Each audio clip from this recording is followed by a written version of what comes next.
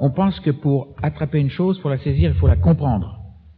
Il y a d'autres civilisations où on ne fait pas ça, et on saisit beaucoup plus de choses. Ça, c'est important. Souvent, il m'arrivait, dans le temps où j'étais invité aux retraites de Pâques, en France, du côté de la Saône, par là, il y avait 800, 900 personnes, et je leur demandais, qui est venu ici pour comprendre la parole de Dieu? Tout le monde levait la main.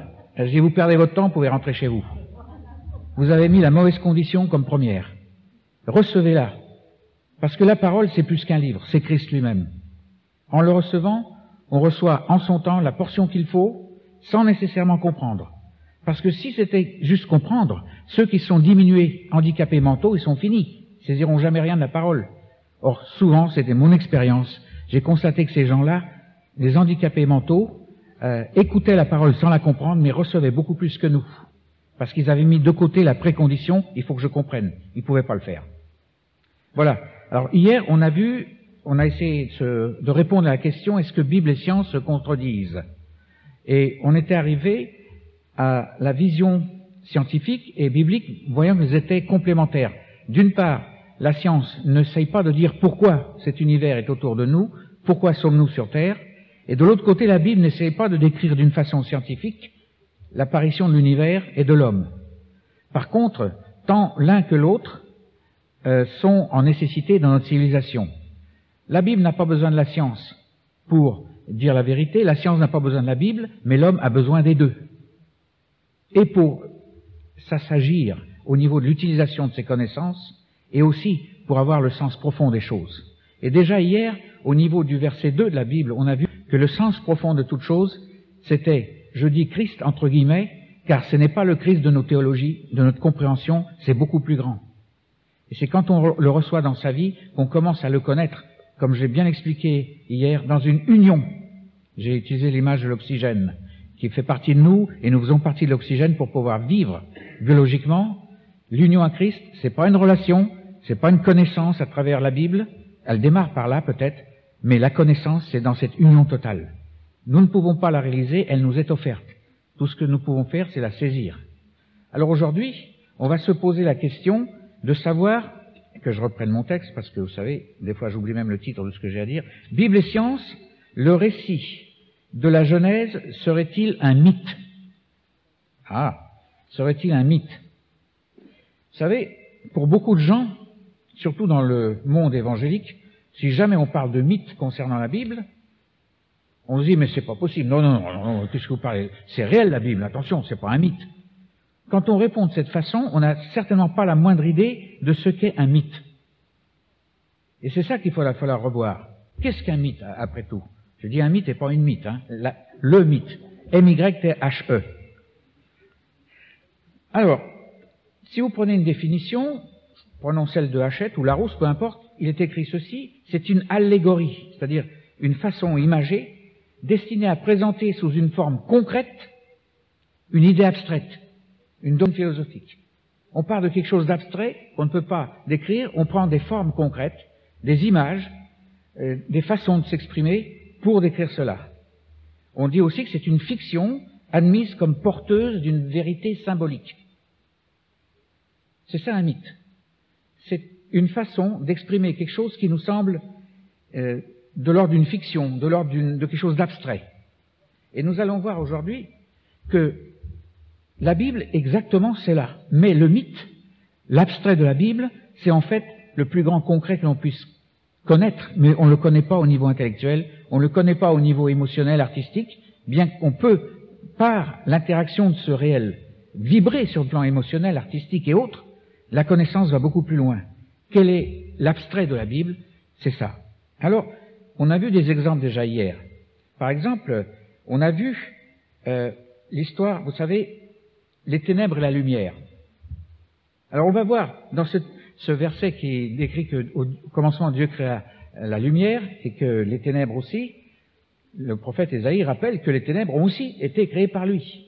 C'est-à-dire que Dieu, au niveau si vous voulez, de la forme concrète, on va dire, la lumière, c'est ce qui est autour de nous, qui nous permet de voir clair, et concrètement, la ténèbre, c'est l'absence de lumière, c'est l'obscurité. Mais si la Bible ne voulait dire que cela, elle ne dirait rien du tout. C'est un mythe parce que derrière ces mots courants de nos jours, de la vie de tous les jours, il va exprimer l'idée abstraite, on croit que c'est abstrait pour le moment, que la lumière, c'est la connaissance, et la ténèbre, c'est pas l'absence de connaissance, c'est la faculté de connaître, de croire que l'on connaît alors qu'on ne connaît rien. Et le prophète Ésaïe, je ne l'ai pas dit hier, mais je le rappelle aujourd'hui, au chapitre 45, entre autres, rappelle que Dieu est en même temps celui qui crée la lumière, il dit « je forme la lumière et je crée la ténèbre ». Il donne la possibilité à l'homme. Vous voyez comment il respecte la nature. C'est pas un guignol, nous ne sommes pas des marionnettes. Il nous est offert la possibilité de connaître et aussi de croire que l'on connaît alors qu'on ne connaît rien. À nous de faire le choix. À nous de nous mettre dans les conditions pour faire le choix correct. Parce qu'il n'est pas évident ce choix. On a vu cela. Ensuite, on a vu les cieux et la terre. Vous vous rappelez tout à fait au début. Alors, d'une façon concrète, la forme concrète dont je parlais dans la définition, bien la terre serait, si vous voulez, la planète, et le ciel, ce serait l'azur. Dieu crée la planète Terre, et puis l'azur. Et sans se rendre compte, beaucoup ont pris ça comme interprétation du texte biblique. Un peu comme si la Terre était le centre de l'univers. Et puis qu'autour, il y avait le ciel, les étoiles, les astres, les planètes, les systèmes solaires et d'autres. Les galaxies, on a cru que c'était ça. On s'est attaché à la forme concrète du mythe. En fait, on a vu hier que l'idée abstraite, c'est-à-dire le réel caché, c'était l'invisible pour les cieux et le visible pour la terre. La matière, du visible, ce qu'on appelait matière, bien sûr on ne voit pas les gaz, mais on sait les détecter, on sait les coincer, même les peser, etc. On sait faire un tas de choses. Mais l'invisible, ultime, c'est le sens de toute chose. On a parlé un peu de la nouvelle physique, on en parlera encore aujourd'hui. Elle nous dit, la nouvelle physique, que vous savez, tout ce qu'on a cru jusqu'ici au point de vue science, eh bien, c'était simplement une description de l'univers, mais par l'intermédiaire de nos sens. Ce que nous décrivons dans ce qu'on appelle la vérité scientifique, on décrit ce que le cerveau ressent de l'univers, mais pas l'univers lui-même. On décrit ce que l'homme ressent de lui-même, sans décrire l'homme dans son réel. On ne sait pas, au niveau de cette approche, quelle est la réalité de l'homme. Et c'est ça l'invisible, le réel. La Bible utilise, d'une façon mythique, utilise les mots cieux et terre pour parler. On a vu aussi le jour et la nuit. Ça n'avait rien à voir avec le jour solaire et la nuit quand la lune apparaît, etc. On a vu que le jour, c'était l'espace qui était entre quelque chose qui disparaissait et quelque chose qui allait apparaître, matin et soir. On a vu aussi, vous voyez, en toute chose, on voit déjà que la Bible s'exprime d'une façon mythique. Mais à chaque fois, elle rappelle que jour et nuit et tant d'autres mots sont en fait des mots qui, sur le plan direct, on sait ce que ça veut dire, mais qui cachent une réalité profonde et abstraite. Eh bien, on a vu aussi que l'homme était formé et en cours de création. Pourtant, on lit ça dans la Bible, la forme concrète, l'homme construit, assemblé. Il y a eu, bon, personne n'a posé la question, mais je le dis quand même, il y a eu un processus de progression, de formation, qu'on appelle évolution. Mais la grande illusion, quand on a vu les animaux qui nous ont précédés, etc., parce que de plus en plus ça ressemblait à ce que fait l'homme, dans sa structure et tout, on a dit l'homme descend du singe. Demain je parlerai aux jeunes, je leur dirai, même scientifiquement, c'est rejeté maintenant. C'est rejeté parce qu'il y a une discipline très stricte, la microbiologie moléculaire, a montré au niveau des enzymes, au niveau des acides aminés, au niveau de la structure moléculaire de notre nature biologique, que ce n'est pas possible. Il n'y a qu'une chance sur un 1 et 1000 zéros derrière, que ce soit descendant du singe. Mais ça continue à être enseigné dans les écoles, dans les universités. On oublie ce que dit la science moderne, parce que on se veut d'enseigner que l'homme descend du singe. Il y a des partis pris comme ça qui vont finir par nettoyer complètement notre civilisation. Si je descends du singe, alors je vois pas pourquoi je me comporterais différemment d'un animal. C'est la porte ouverte à tous les comportements. Alors, dans la Bible, l'homme est formé, une formation qui a suivi des étapes de progression, mais qui n'a rien à voir avec la phase animale, au niveau strictement fin, c'est-à-dire moléculaire. Et il est aussi créé. La Bible utilise le mot créer, la science ne reconnaît pas ce mot, mais l'artiste connaît. Il crée un tableau, il crée un poème.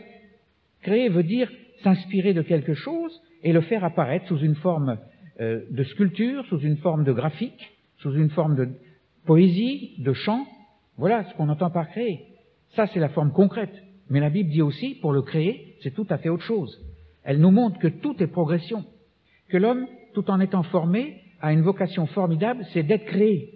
Et que la création, c'est l'entrée en union dans le Christ, qui est l'ultime de toutes choses. Pas le Christ de nos théologies, mais beaucoup plus loin. Il faut utiliser le même mot, mais là encore, Christ, forme concrète, c'est la théologie. Christ réel, ça va beaucoup plus loin. Ça va tellement loin que les Juifs ne prononcent jamais le nom de Dieu. Parce que prononcer le nom de Dieu, c'est déjà donner une forme concrète, une idée. Mais Dieu n'est pas une idée, il est plus grand que la somme de toutes nos théologies et il les dépasse complètement. Alors, dans ces conditions, que deviennent... Je trouve que même il y a un texte, vous voyez, dans la Bible, je crois qu'il est dans Ésaïe 45 toujours, et 12, verset 12, c'est ça, il reprend cieux et terre, et il reprend aussi l'homme, et il assemble. Voilà ce que dit ce texte.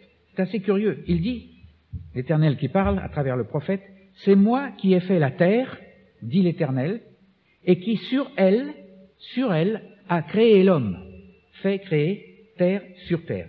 La forme concrète, bon, on peut la regarder, Dieu assemble ce que sera plus tard la planète Terre, et ensuite, il y met dedans la créature humaine qui vient d'un processus évolutif à partir de l'organisation de la matière. Bon, dans nos théologies, on dit, bon, il souffle, et puis voilà, il devient une âme vivante, sans trop savoir ce que ça veut dire, et la Bible ne cherche pas à expliquer ce que ça veut dire. Elle nous met devant nous, et les formes concrètes, à nous de passer non seulement dans l'abstrait, mais au-delà, dans le réel invisible. Comment? Nous le verrons tout à l'heure. Alors, l'idée abstraite derrière, c'est-à-dire le réel de tout cela, au-delà de l'apparence.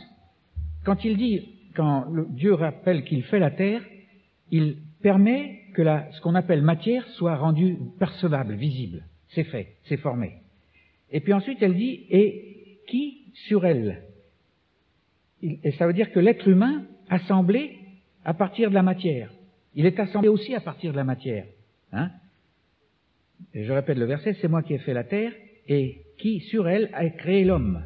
Il va partir, à partir de cette matière, il va par-dessus cette matière présenter la forme la plus complexe, l'homme est la forme la plus complexe de la matière au niveau biologique, et en même temps, il dit et créé l'homme, c'est-à-dire il l'a rendu devenant créé. On n'a pas de forme progressive en français. C'est une des langues qui n'en a pas. Les Anglais l'ont, les Allemands, les Russes. La forme progressive, c'est une chose en train de se faire. Nous disons se fait, mais ça peut être fait très rapidement, instantanément, comme dans une progression. La progression, c'est la forme progressive. Elle n'existe pas en français. Pour ceux qui enseignent le français, c'est un peu dommage.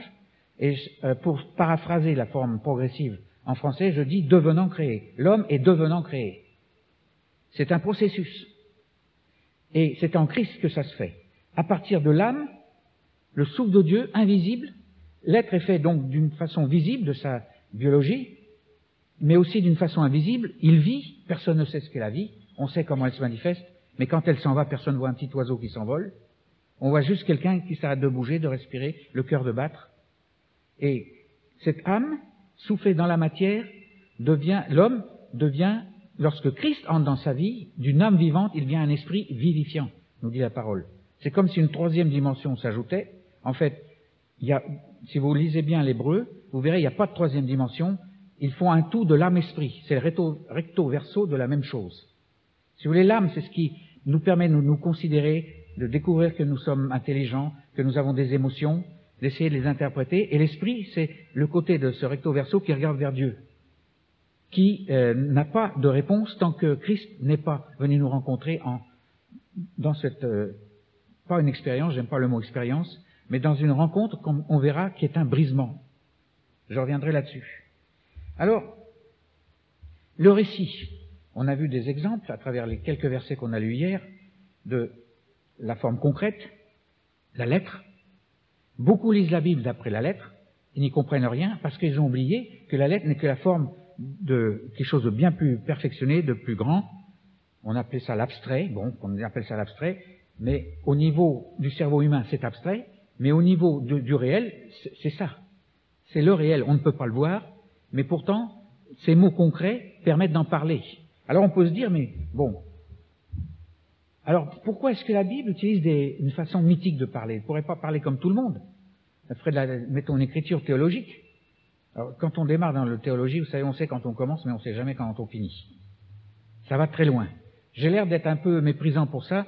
C'est un peu, si vous voulez, comment on dit ça en anglais, un bias, c'est-à-dire j'ai un peu un penchant de ma culture. La foi orthodoxe russe n'a pas de théologie. On considère ça comme un terrain glissant et dangereux, non pas le fait de théologie, ça veut dire parler de Dieu, mais d'en faire quelque chose de normatif, de dire aux églises, voilà comment il faut croire à travers la théologie. Ça, c'est très grave.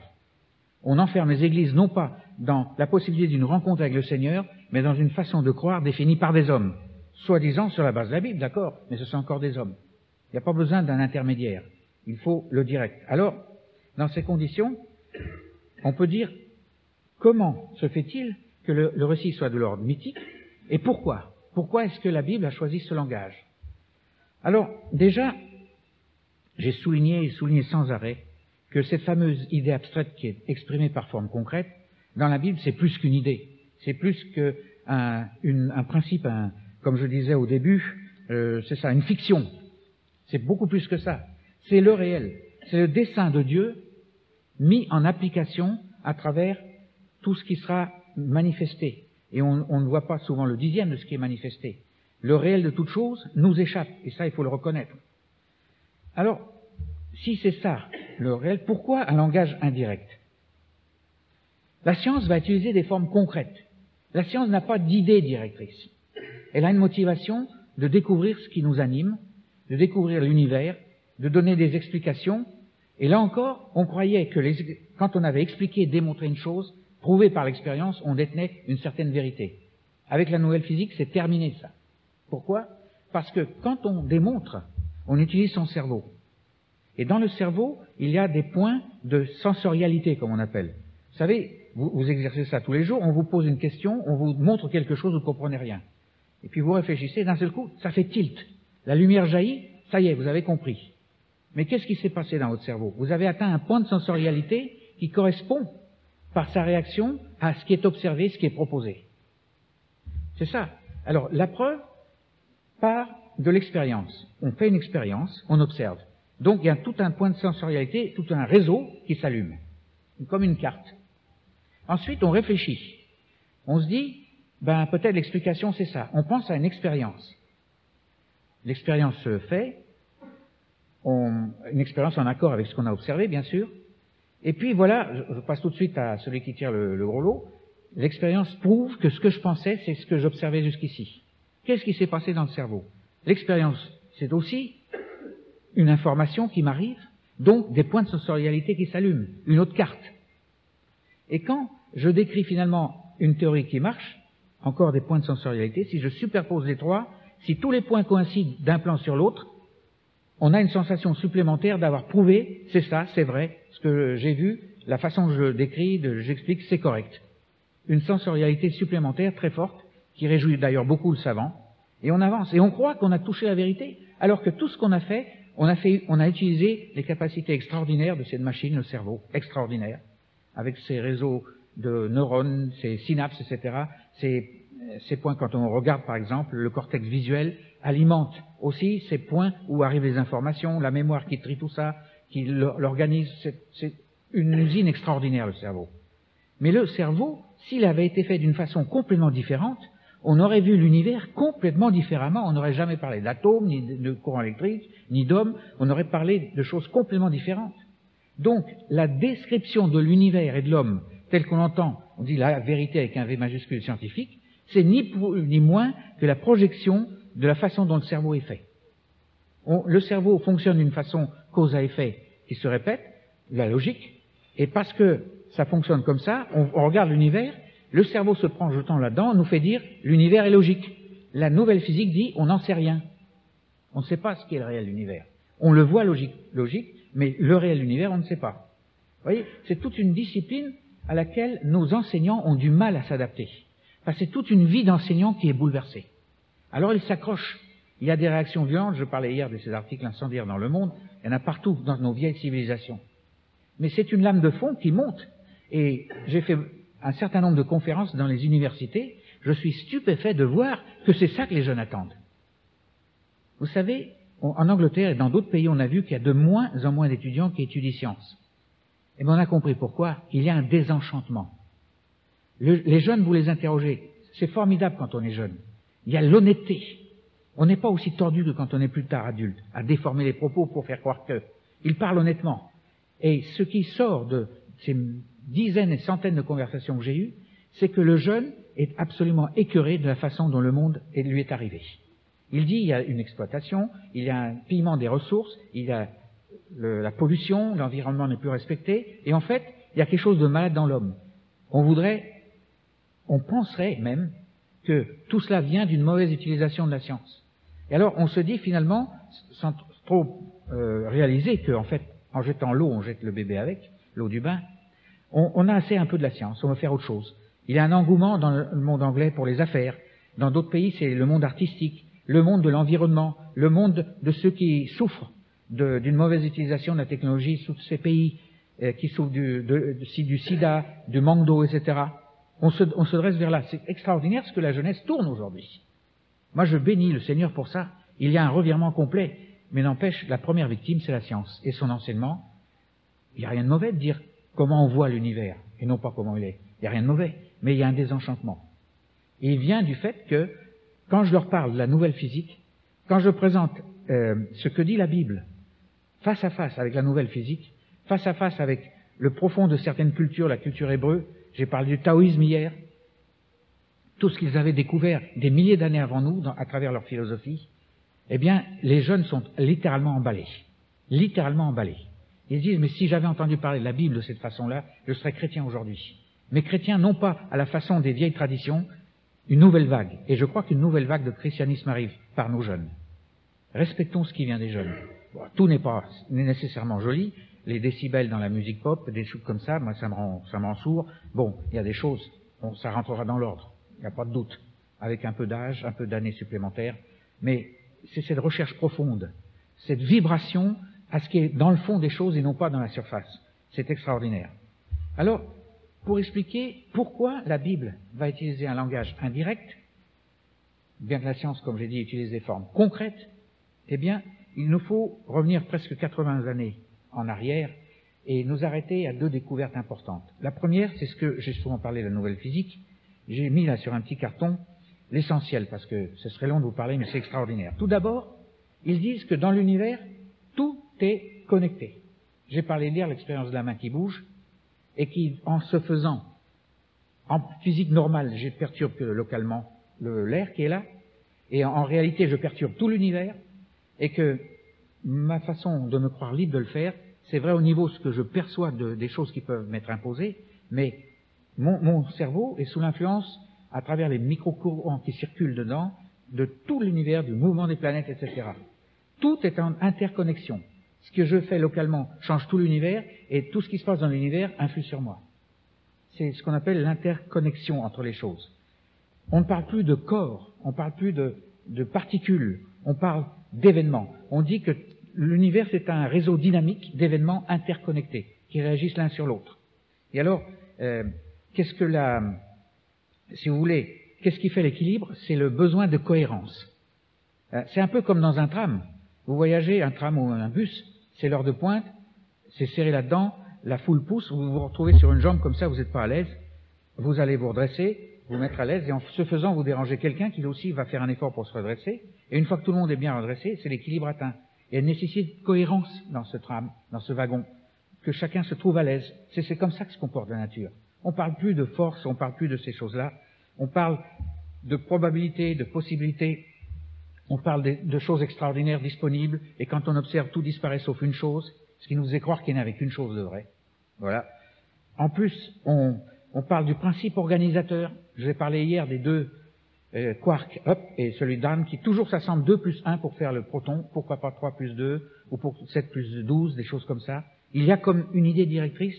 Et quand on a regardé la vie, apparaître la vie, on a constaté que quand on réussit à avoir une vingtaine d'acides aminés, et si vous voulez, un assemblage de à peu près 2000 enzymes, je ne vous passe sur les détails enzymes et acides aminés, la vie arrive. Mais vous enlevez un enzyme, vous ajoutez un acide aminé, ça ne marche pas. Comment se fait-il? C'est ce nombre-là exact. Alors là encore, on a fait un calcul de probabilité pour savoir est-ce que c'est par hasard. Si c'était le hasard, c'est une chance sur 1 que ça arrive comme ça, par hasard. On a fait le calcul, on s'est aperçu pour que ça puisse arriver, il a une chance sur 1 et 1000 zéros derrière. Ah, c'est pratiquement négligeable. La vie apparaît, et alors, la nouvelle physique dit, il y a une intention, il y a une intelligence. Ils utilisent le mot intelligence, c'est Edward Fredkin qui l'a utilisé le premier. Dans tous les noms que je vais vous nommer, il n'y a aucun qui soit croyant ou chrétien. Ce sont des gens qui réfléchissent honnêtement sur ce qu'ils font. Et c'est remarquable, l'honnêteté. Alors, elle nous parle aussi donc d'un univers où le temps n'existe pas. Vous savez, le temps, ils disent par exemple, on observe une collision de deux événements, ça fait un troisième événement. Dans le temps, on disait deux particules, ça fait ou une troisième particule, ou simplement, comme dans une boule de billard, ça s'en va de tous les côtés. Et en observant ça, on disait, bon, ben, avant, il n'y avait rien, on a vu ça, maintenant c'est fini, en temps précis, à un temps donné, on a vu cette collision. Mais dans la nouvelle physique, on dit, cette collision n'est possible que parce que tout ce qui a amené la possibilité de cette collision a toujours été. Il parle d'un ordre qui soutient le visible et qui contient tous les événements passés, présents, futurs. Dans cet ordre absolu, dans ce réel, le temps n'existe pas. C'est l'infini, c'est l'éternité, pour prendre un terme plus, disons, religieux, mais tout est là. Nous, ce que nous sommes, physiquement même physiquement, cela n'est possible que parce que tout ce qui allait nous constituer a toujours été. Mais c'est le psalmiste qui s'en est aperçu, le premier, dans cette révélation qu'il y a eu. Et au psaume 139, il nous dit, nous avons été faits d'une façon merveilleuse. Il parle du sein de la mer, d'accord, mais il dit que j'étais caché dans la terre. J'étais même pas encore formé, j'étais dans la terre, dans la matière. C'est-à-dire, ma matière était déjà dans l'univers avant même que je n'existât. Et il remonte ainsi, et nous, au niveau génétique, on savait que ce que nous sommes n'est possible que parce que nos parents avaient un contenu génétique qui s'est assemblé au niveau d'une procréation, hein, et ça a formé notre être. Mais ces parents eux-mêmes étaient aussi dans leurs parents, et ainsi de suite. On peut revenir jusqu'à la première famille humaine, et on peut dire que tout ça, c'est la génétique qui parle ainsi. Le point de départ de la race humaine, eh bien, dans ce point de départ, les premiers êtres humains contenaient tout ce qui allait être les générations futures. Il n'y a rien qui soit ajouté, il n'y a rien qui soit retranché, tout s'est transformé. Vous avez un fameux prophète dans ce domaine-là, vous en France, c'est Lavoisier. Il l'a dit à sa façon de comprendre les choses, mais il parlait bien avant son temps que tout se transforme. Et alors on s'est dit, mais avant la première famille humaine, ben c'est pareil, cette matière, elle existait bien quelque part, elle n'a pas été parachutée. Et ainsi, on remonte jusqu'aux origines de l'univers, et on peut dire que quand l'univers démarre, dans ce Big Bang, boum, une grosse explosion, eh bien déjà, non seulement les planètes, les galaxies allaient exister, mais nous étions dedans. Pas dans la forme que nous avons maintenant, mais tout ce qui allait faire nous était déjà, rien ne s'est ajouté, rien ne s'est retranché, ça n'a pas arrêté de se transformer. Et avant, vous savez, c'est le mur de Max Planck, on l'appelait. On ne sait pas aller plus en arrière, parce qu'on n'a pas les équations, on ne sait pas remonter au temps zéro. Et alors, le psalmiste va plus loin. Il le dit au niveau des pensées de Dieu, pour nous étaient aussi nombreuses que les grains de sable, etc. Mais en fait, nous étions en lui. Tout est parti de lui, c'est pas arrivé par hasard. La notion de hasard a été éliminée depuis longtemps, ça fait bien 40 ans maintenant, parce que c'est même pas mathématique, le hasard. Enfin, c'était un accident de parcours. Malheureusement, il y en a qui a laissé sa peau, c'est le fameux prix Nobel Monod, Jacques Monod.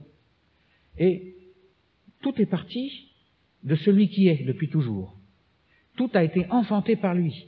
Père céleste, c'est pas le papa, c'est l'originateur. De lui, tout est parti, et elle décrit un grand cycle pour tout lui sera retourné. Éphésiens le reprend très bien, Paul, dans le premier chapitre, versets 9 et 10. Tout revient à lui, comme un grand cercle. Il n'y a pas besoin de réincarnation, de 36 cercles, il n'y en a qu'un. Il contient tout. Et dans ce cercle, le point de départ, si j'ose dire, il n'y a pas de point de départ sur un cercle, quand vous tournez. Eh bien, ce cercle contient tout ce que sera l'univers, tout ce que nous serons, générations passées, présentes, futures, et c'est de lui, l'être suprême, que tout est sorti. Il est le Père de toutes choses. Tous les êtres humains, alors là je m'adresse aux évangéliques, tous les êtres humains sont enfants de Dieu. Le grec est un peu obscur dans ce domaine, parce qu'enfant veut dire aussi disciple. Quand il est dit ce sont les enfants de Satan, c'est pas qu'ils sont générés par Satan, ça veut dire qu'ils sont disciples de doctrines qui s'opposent à la lumière de la Torah. Bon. Parce que le grec n'est pas clair, alors on a dit, bon, les enfants de Dieu, c'est les chrétiens, les autres, vous êtes paumés, vous êtes des paumés. Enfin, c'est très méprisant. Tout être humain a une valeur infinie aux yeux de Dieu, parce qu'il vient de Dieu, tout est enfant de Dieu, mais perdu. Voilà. Ils ne connaissent pas leur Père, l'originateur. Et seulement c'est en Christ qu'ils peuvent le connaître. Et quand ils le font, non pas par leur propre effort, mais parce que personne ne rencontre en Dieu, c'est Dieu qui nous rencontre, il l'a fait en Christ. Lorsque ça rentre dans notre vie, nous devenons d'enfants, nous passons à fils et filles de Dieu. C'est Galates chapitre 4, les 11 premiers versets, c'est écrit en toutes lettres. J'ai jamais compris pourquoi on a fait cette différence entre les paumés et puis nous, les enfants de Dieu. C'est dommage. Enfin, c'est ça, c'est clair. Alors, je disais cela parce que l'être humain était contenu, tout était contenu. Et la nouvelle physique ne parle pas de Dieu, ne parle pas de cela, mais elle dit, finalement, quand on regarde l'univers, on utilise des mots savants, des leptons, des baryons, des électrons, tout ça. Mais finalement, ces mots décrivent une information qui arrive à nous. Quand on observe une collision, c'est une information. Quand on fait tomber un objet, c'est une autre information. Elle dit que l'univers est fait de milliards et milliards d'éléments d'informations. Un peu comme dans les ordinateurs, ce qu'on appelle en anglais the bits. Des éléments d'information. Et ils ne sont pas jetés n'importe comment. Ils disent que ces éléments d'information forment une information super géante, une seule. Ils appellent ça une parole. Ils disent que l'univers, c'est une parole. Mais le rapprochement avec le premier chapitre de Jean est extraordinaire. Ils ne parlent pas de Dieu toujours, mais ils disent, à la limite, je peux vous donner une phrase, par exemple, pour faire deviner une parole, très simple.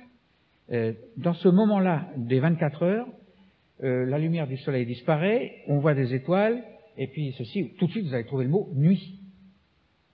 Ça, c'est pour un tout petit élément. Je vais vous donner 4 ou 5 éléments d'information. Mais quand vous prenez les milliards et milliards d'informations de l'univers, et c'est John Wheeler qui a trouvé ça, un jeune savant américain, un prix Nobel, eh bien, il a dit, quand on prenait tous les éléments d'information, les milliards, ils sont tellement cohérents les uns avec les autres, il n'y a pas de contradiction, qu'on a une super parole.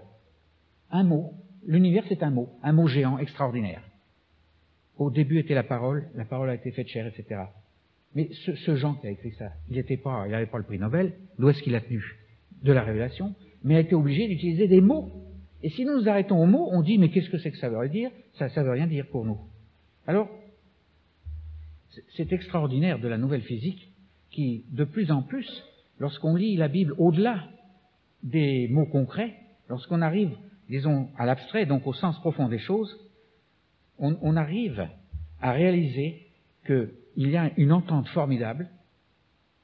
Il ne faut pas non plus, en quelque sorte, chatouiller le savant et lui dire, tu sais, tout ça, c'est Dieu, tout ça. Il ne faut pas lui dire ça. En fait, Dieu, on ne peut pas le nommer. Dès que je nomme Dieu, je respecte beaucoup les Juifs pour ça. Ça y est, à mon interlocuteur, je permets qu'un mécanisme se déclenche, et pour lui, il pense à Dieu tel qu'il a connu, tel qu'il sait ce qu'il pense que c'est, et ça y est. Si vous, en disant le mot Dieu, si dans la tête de quelqu'un, ça apparaît l'idée que il peut pas y croire, que c'est injuste, c'est un Dieu méchant, etc., vous avez fait une grande faute. Parce que vous avez prononcé le mot de Dieu, vous avez fait, dans le cerveau de celui qui vous a écouté, apparaître une fausse idée de Dieu. C'est très important de ne pas le prononcer. Et pourtant, il est réel. C'est ça. C'est l'apophanique, comme disait un grand penseur orthodoxe, c'est apophanique. On peut pas, c'est réel, mais on ne peut pas l'exprimer. Et je peux parler avec ces gens-là. C'est extraordinaire ce qu'ils écoutent. Ils comprennent que le langage de la Bible soit voilé, mais ils saisissent qu'en fin des choses, c'est ça. Je disais tout à l'heure qu'une chose n'est possible que parce que tout ce qui va l'amener a toujours été. C'est la nouvelle physique. Mais la Bible, ça fait des milliers d'années qu'elle a écrit ça. Ecclésiaste 3.15, je reviendrai là-dessus tout à l'heure, il est dit, ce qui est n'est possible que parce que ça a toujours été. Et ce qui sera n'est possible que parce que ça a toujours été. Bien avant les temps de la nouvelle physique, on le disait déjà. Mais c'était un mystère pour ceux qui lisaient ça. Alors ceux qui voulaient s'attacher à la lettre, ils trouvaient des conclusions absolument absurdes, mais il fallait au-delà. Beaucoup ont vu sans pouvoir l'exprimer. C'est extraordinaire ce parallèle. Alors ce qu'il y a, c'est que, ça c'est la première découverte, la nouvelle physique, sa résonance, si vous voulez, sa remarquable harmonie avec ce que dit la parole au-delà des apparences de la lettre. Ça, c'est la première découverte. Et la deuxième, c'est que l'homme a découvert qu'il est limité, il a des limites infranchissables dans la perception de l'univers et de l'homme. Des limites de la perception de l'homme par lui-même, de l'univers par l'homme. Il s'est limité. On l'a vu tout à l'heure, c'est quoi? Je vais expliquer en revenant plus en détail sur ce que j'entends par imagerie. qui nous caractérise, c'est le sensoriel. Nous sentons des choses. La vue, c'est sentir. Entre parenthèses, la vue, l'œil ne permet pas la vue, c'est pas par l'œil qu'on voit, c'est par le cerveau. L'œil ne fait que recevoir l'information qu'on appelle lumière, la transmettre à la rétine, nerf optique, cortex visuel, distribue l'information, c'est immédiatement classé. On parle de rouge, parce qu'il n'y a pas de rouge dans l'absolu, on ne sait pas ce que c'est, mais parce qu'on réagit tous de la même façon à ce qu'on appelle une couleur, et qu'on appelle par code, par définition tout à fait arbitraire, c'est le rouge, tout le monde s'entend, mais il n'y a pas d'absolu dans le rouge. Le mot rouge décrit une sensation cérébrale qui nous est tous identique. La science parlait de la logique et du fait qu'elle décrit le monde d'une façon absolue, d'une façon objective. Alors, quand la science a parlé, c'est objectif, l'observateur n'intervient pas, il n'influe pas sur l'expérience. La nouvelle physique a montré par des expériences précises que tout ce qu'on observe, c'est parce que nous interférons sur l'expérience, et que l'expérience se passerait d'une façon différente si nous n'étions pas là. Tout ça, ça a été montré au niveau infime de la matière, mais ça fait rien. Dans les vieilles écoles, on continue à croire que tout est objectif. C'est indépendant de l'observateur. Mais en fait, on s'était aperçu tout à fait le contraire. C'est en fait une subjectivité collective. Mais ils nous disent, mais attendez, je peux décrire l'atome, faire des expériences, tirer des conclusions, ici, en France. Le même savant en Argentine, ou peut-être au Groenland, non, ils ne sont pas équipés là-bas, mettons en Finlande ou en Chine, va faire la même expérience, va trouver les mêmes conclusions. C'est ça l'objectivité, ils vont dire. Pas du tout, c'est une subjectivité collective. Ça veut dire qu'au niveau de l'observé, nous réagissons tous de la même façon. C'est ça que ça veut dire, sans plus ni moins. Ça ne veut pas dire qu'on tient la vérité parce qu'on a décrit, et en fait, c'est purement subjectif. Si je dis bien que si nous avions été faits différemment, notre cerveau aurait projeté dans notre connaissance une vision totalement différente de l'univers. Tout dépend de la façon dont nous sommes formés. Ça, c'est une découverte faite. Alors, on a besoin quand même d'un langage pour communiquer, pour d'abord décrire et communiquer ce qui a été reçu. Et ce langage décrit non pas ce qui est, mais ce que j'ai ressenti, de ce qui est et qui a en quelque sorte interagi avec moi. J'ai parlé de la lumière. Le mot lumière décrit une sensation cérébrale. Ce qui arrive, je ne sais pas ce que c'est. Ça active mon œil, la rétine, le nerf optique, le cortex, j'éprouve une sensation, ça y est, je mets un mot, c'est un code arbitraire, j'appelle ça lumière. Tout le monde est d'accord parce qu'on a tous la même sensation si j'éclaire la salle avec une lampe par exemple. Mais en fait, on ne sait pas ce qui s'est passé. Vous voyez, c'est difficile pour un public comme le vôtre, comme ailleurs, de réaliser ce découplage, si vous voulez, de ce qu'on observe, que c'est pas le réel. Pour nous, je vous vois, vous me voyez, vous me dites c'est réel, quand vous n'allez pas me dire que c'est pas réel, mais j'ai dit, moi ce que je vois de vous, ce n'est possible que parce que mon cerveau travaille, à travers la lumière que vous émettez par réflexion avec la lumière ambiante, je vois des couleurs, je vois des formes, je vois une distance, et quand je peux le décrire, je peux amener quelqu'un d'autre ici, il va décrire de la même façon. Ça ne veut pas dire que ce soit objectif parce qu'il décrit, ça veut dire simplement que ça marche pareil. Alors, dans cette description, non seulement je ne décris pas ce que vous êtes, mais je décris ce que je ressens dans mon cerveau de vous avoir vu. Votre réel, je ne vois pas. Là, ça va de la nouvelle physique. Et la grande question, je dirais, existentielle, qui torture les savants aujourd'hui, mais qu'est-ce que c'est que cet absolu? Qu'est-ce que c'est que ce réel? Il dit c'est un ordre, il dit c'est un ordre parfait, il dit c'est une parole, c'est quelque chose qui permet une parole extrêmement cohérente, une super parole, mais c'est tout ce qu'il peut dire. Comment entrer dans ce réel? Et ils savent qu'ils sont faits, nous sommes dans ce réel. Nous ne pourrions pas être ce que nous sommes si nous n'étions pas une expression visible de ce réel invisible. Comment entrer là-dedans? L'extraordinaire de la Bible, c'est qu'elle le dit comment. Mais avant d'en arriver là, j'aimerais aussi dire que quand je communique, je me fais vous, un peu comme un écran. Un cerveau, c'est comme un écran. Il projette quelque chose que je décris, et non pas votre réel. Et quand je vous dis ce que j'écris, eh bien c'est pareil. Vous écoutez, c'est votre sensoriel qui est activé, et vous formez aussi des images.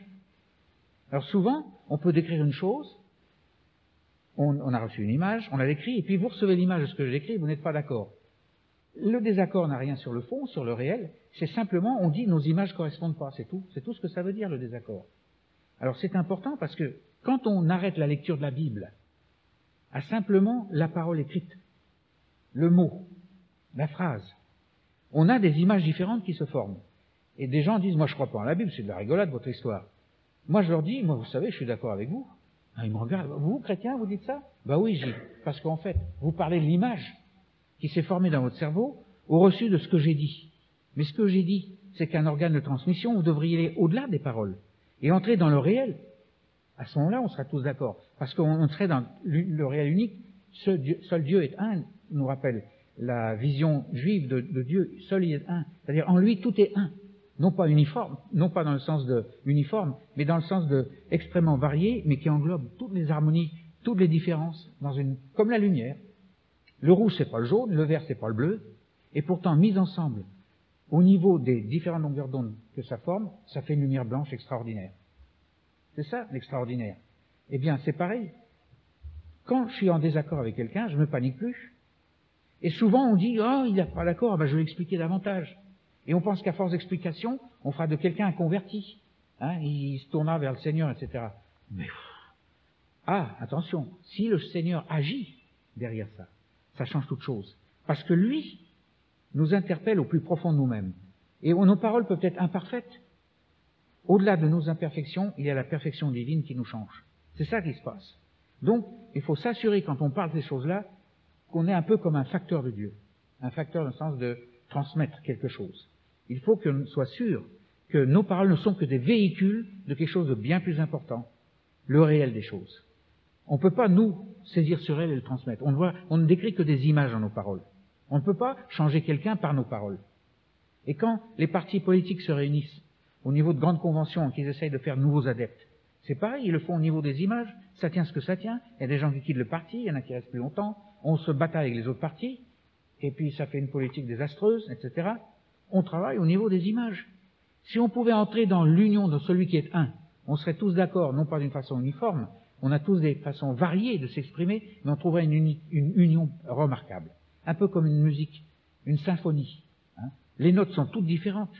Il y en a dans tous les azimuts sur la portée, là. Mais quand vous jouez ça, quel plaisir pour l'écoute de cette musique. Je ne parle pas des décibels et tout ça, bien qu'il y en a qui trouvent du plaisir dans les décibels. Le boum-boum, vous savez. Enfin, c'est un autre genre de plaisir. Une musique calme, on est porté un beau paysage. Vous voyez? Donc, finalement, tout comme les autres langages, le langage scientifique sera pareil. Il va décrire, comme j'ai dit, ce que le cerveau ressent et non pas ce qu'est l'univers tel qu'il est.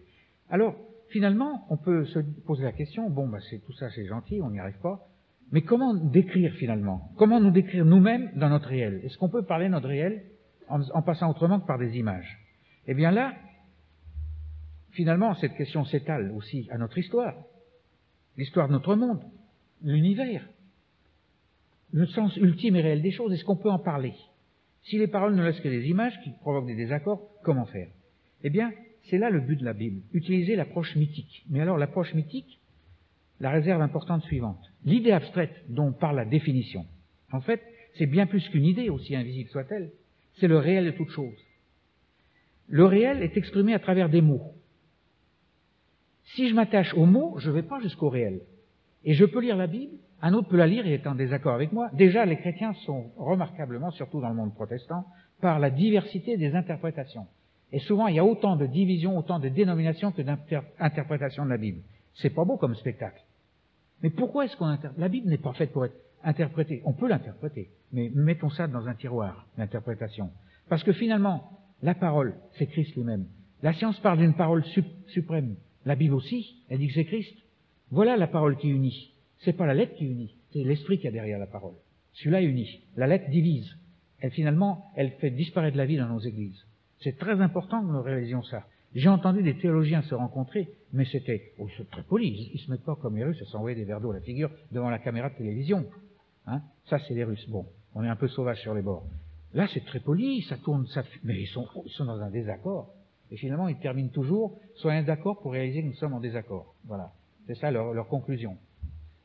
Bon, il y a eu quand même des théologiens remarquables, Karl Barth, Kierkegaard et d'autres, qui ont touché du doigt l'impossible de nos images et le chemin pour aller au réel.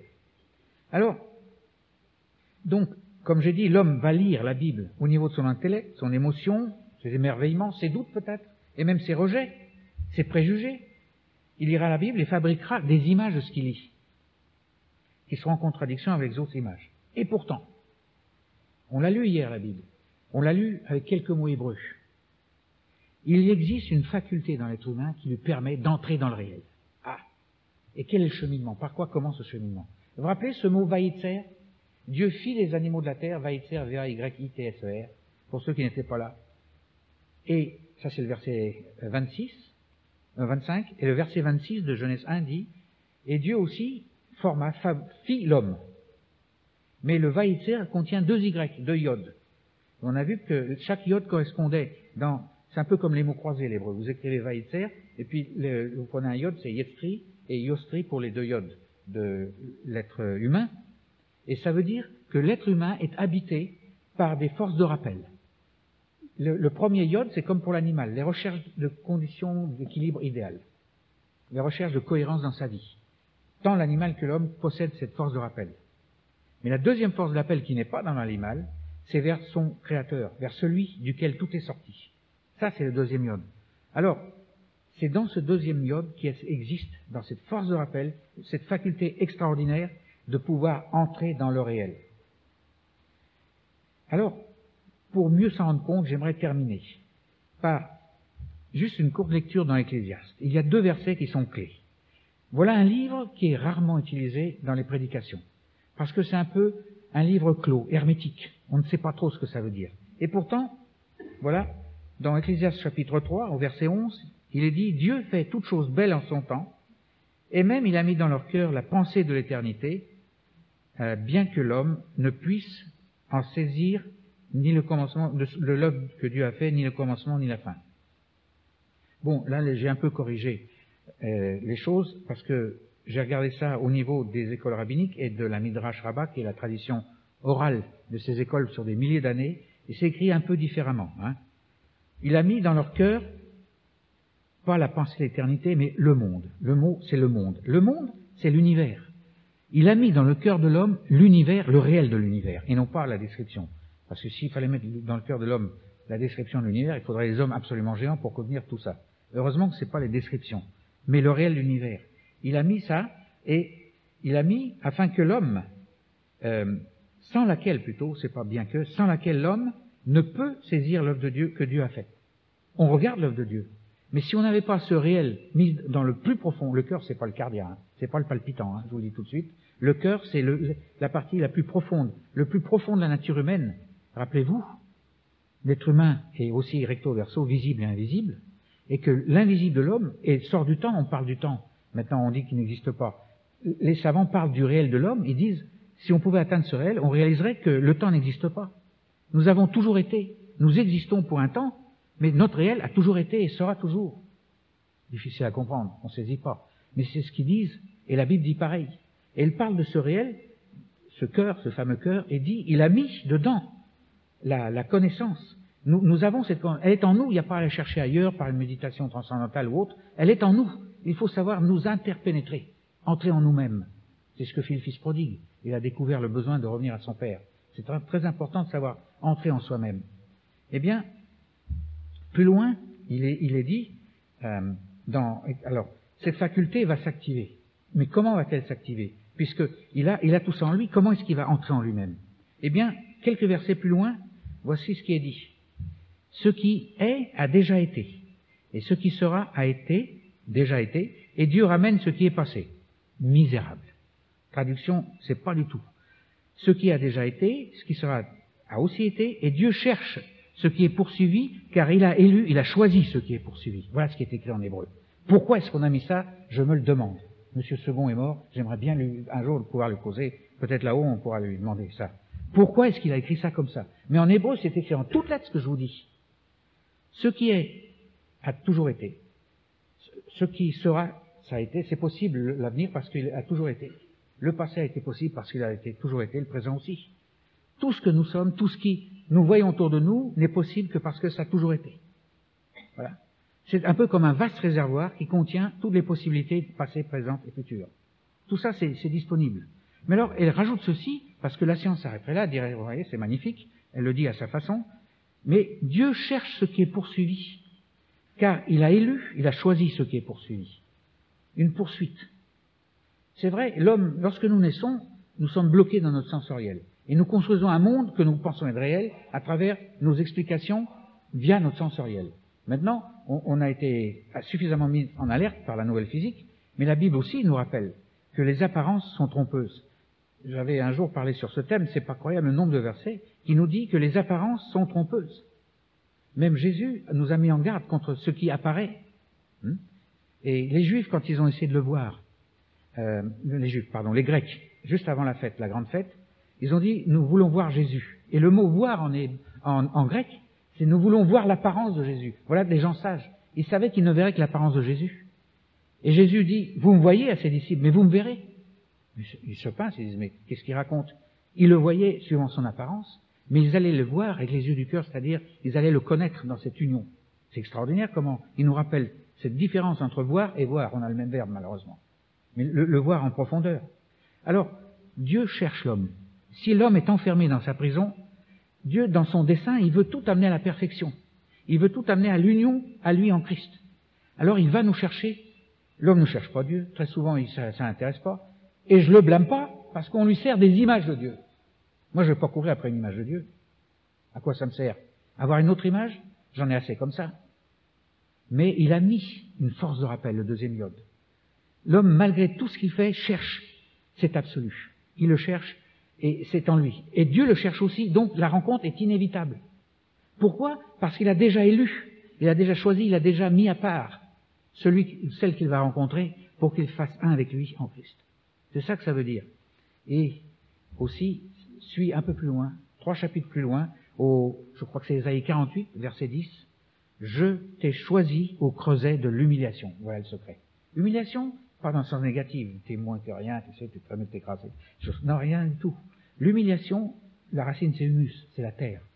La terre, qu'est-ce qu'on met en terre? Ce qui est mort. Donc il y a une dimension de mort. Quand la Bible termine le premier chapitre, Dieu regarde tout l'univers, et voici, l'homme est dedans, il le vit, c'était très bon. C'est pas dans le sens de hyper bon. En hébreu, c'est pas écrit très bon, c'est écrit bon très. Parce que le mot très est plus important que le mot bon. Bon, ça veut dire conforme avec son plan, son dessein. Très, ça vient, ce mot mavet qui vient de méod qui veut dire mort. Dieu trouve que c'est remarquablement conforme à son dessein parce qu'il y a la dimension de mort. Pas physique, c'est qu'un sommeil. La dimension de démantèlement, c'est ça que veut dire mort. Pour un réassemblage dans un autre ordre, la résurrection. Dieu voit que c'est mis dans la possibilité de l'homme qu'il passe par ce fameux creuset de l'humiliation, qu'il passe par un moment donné où toutes ces valeurs qu'il a construites sur ses apparences, sur ses images, finalement il voit la vanité de ça. C'est donné par l'esprit, par lui-même, pour le voir. À un moment donné, l'esprit passe et il voit, mais ma vie, finalement, elle tient pas debout. J'ai poursuivi telle chimère, telle ambition, c'était bien au départ, mais je me rends compte que ça tourne en rond. Et le plus vite il se rend compte qu'il tourne en rond, le mieux c'est. Parce qu'il y a quelque chose qui s'écroule. C'est une mort, la mort à soi-même. Et en même temps, on n'attend pas une résurrection, elle se produit en même temps. Dieu est là, ça y est, il a rencontré celui qu'il cherchait, il le rencontre. Et il les rencontre parce que, là encore, cette rencontre n'est possible que parce qu'elle a déjà été faite. Vous voyez, c'est comme ça qu'il faut voir maintenant les choses, les événements. Ne sont possibles parce qu'ils ont toujours été. Et c'est quoi qui a toujours été? Eh bien, il nous a rencontrés en Christ à la croix. La croix, c'est pas seulement un événement d'il y a 2000 ans. Elle a été dans notre histoire depuis toujours. Demain, je parlerai de ça. Alors, si vous voulez entendre pourquoi, venez demain à la rue de, je sais pas quoi, René Coty, 55. Voilà. Vous voyez, je me fais ma propre publicité. C'est vrai, c'est extraordinaire. Cette possibilité de désassemblage, de démantèlement existe de toutes nos priorités. Notre corps aussi va le connaître lorsqu'il est mis en terre. Mais avant ça, vaut mieux qu'il y ait le démantèlement le plus important qui soit, celui de ce que nous sommes faits de nous-mêmes, pour que enfin nous puissions être ce que lui a prévu pour nous d'être. Et ça, c'est extraordinaire. Eh bien, c'est ça. Je t'ai choisi dans le creuset de ce démantèlement. C'est là que je t'ai choisi. C'est pas ailleurs. C'est pas parce que tu es un bon théologien ou tu as une vie super ou parce que tu racontes un tas de choses. Non. C'est dans le creuset où tout se démonte. C'est là que je te retrouve. Et tu es immédiatement réassemblé. Non pas comme tu étais avant, je parle des priorités, mais dans une autre vue de ta vie qui t'est donnée. Paul, le grand Paul, dira, j'ai été crucifié avec Christ. Il n'était pas sur la croix physiquement, mais c'est bien plus important. La croix n'est possible dans sa vie que parce qu'elle a toujours été, et c'est pour ça qu'il dit, j'ai été crucifié avec lui. Ce n'est plus moi qui vis, c'est Christ qui vit en moi. En moi, pas dans une relation Abandonnons une fois pour toutes ces idées de relation avec Dieu. On ne se relie qu'à des images de Dieu et non pas Dieu lui-même. Dieu est fait pour être un en nous. Ce n'est plus moi qui vis, c'est Christ qui vit en moi. Là, il entre dans la réalité de sa personne et tout change à ce moment-là. Et cela n'est possible que parce que ça a toujours été. Allez, si je voulais vous parler de la foi, ce soir, je vous dirais ça. La foi nous fait entrer dans le monde de tout ce qui est, avant que ça n'arrive. On le voit du point de vue cérébral, on ne le voit pas du niveau émotionnel, mais ça nous est certain que l'Esprit nous conduit à prier pour une chose. Pourquoi? Parce qu'elle a toujours été et elle va se rendre disponible dans l'espace-temps, au niveau d'un événement. Donc c'est pas nous qui disons il faut prier pour ça, et puis on fait des efforts et rien n'arrive. On est à côté de la longueur d'onde. Mais dans cette vision, tout est disponible. Et nous rentrons enfin dans une réalité, dans notre réalité, qui est celle que Dieu avait prévue. Il nous a enfin rattrapés. L'union commence. Alors donc, nous avons vu la différence fondamentale, en guise de conclusion, dans les deux lectures. La lecture de la lettre, qui conduit à des disputes, des interprétations, des dénominations, malheureusement, alors qu'on est fait pour être un. Il y a aussi la lecture plus poussée, en allant au fond des choses, en se disant finalement ça contient beaucoup plus. Et puis, la différence de tout ça avec la science. La science se base sur des faits concrets. Donc la science est un superbe livre d'images aussi. Il n'y a aucune vérité absolue. C'est uniquement relatif par rapport à l'homme, la science. Et ça va être dur à avaler comme pilule. Je vous garantis que c'est pour ça que ça craque partout en France. On est une vieille civilisation, on a eu Descartes, René Descartes. Il nous a déjà aliénés Descartes. Vous savez pas ce qu'il a dit? Je pense, donc je suis. Ce que je suis, c'est au niveau de ma pensée, c'est pas plus loin. Alors que je suis infiniment grand en Dieu. Il nous a aliénés. Et c'est un peu ce que les nazis ont utilisé. Vous savez comment ils l'ont utilisé, cette pensée de Descartes? Ah, mais il y a les aliénés mentaux, ils sont pas capables de penser, donc ils n'ont pas d'existence, il faut les supprimer. Voilà. Voilà ce qu'a fait Descartes. Il ne savait pas à l'époque. Je suis sûr qu'il aurait réfléchi à 2 fois avant de dire ça. Mais la Bible nous dit, en Christ, je suis réellement et pour toujours. Je retrouve ce que j'ai toujours été, mais cette fois-ci, je vis dedans. Au lieu que ce soit simplement une supposition, aussi belle soit-elle, je rentre dans ce réel et tout change en moi. Voilà la différence fondamentale entre la science dont on a besoin pour organiser notre vie sur Terre, avec des limites, des restrictions du niveau moral, du niveau éthique, et les jeunes nous avertissent comme des prophètes en ce moment qu'on a été trop loin. Et aussi ce rattrapage. Dieu nous rattrape et tout change. Moi, je trouve que c'est extraordinaire. Je ne sais pas si vous êtes pareil, mais je vous remercie de votre patience à m'écouter. Au revoir, merci.